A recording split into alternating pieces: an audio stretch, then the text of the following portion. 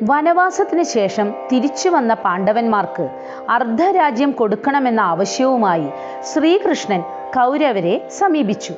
എന്നാൽ ദുര്യോധനൻ യാതൊരു ദയയും കൂടാതെ ആ ആവശ്യം തള്ളിക്കളഞ്ഞു.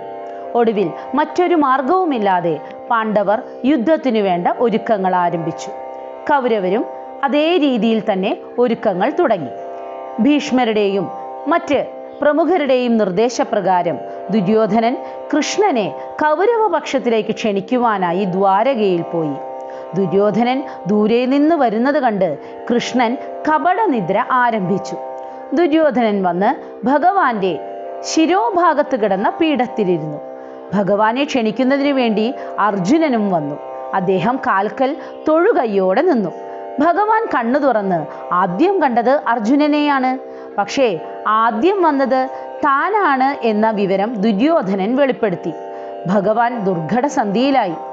ആ സ്ഥിതിക്ക് രണ്ടു കൂട്ടരെയും സഹായിക്കാമെന്ന് ശ്രീകൃഷ്ണൻ ഉറപ്പു നൽകി.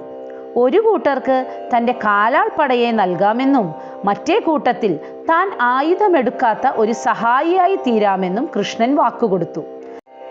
അർജുനൻ ദുര്യോധനനേക്കാൾ ബാലനായിരുന്നതിനാൽ ആദ്യം തിരഞ്ഞെടുക്കുവാനുള്ള അവസരം അർജുനനു നൽകി. അവൻ ശ്രീകൃഷ്ണനെ തിരഞ്ഞെടുത്തു. ദുര്യോധനൻ ശ്രീകൃഷ്ണന്റെ സൈന്യത്തെയും തിരഞ്ഞെടുത്തു.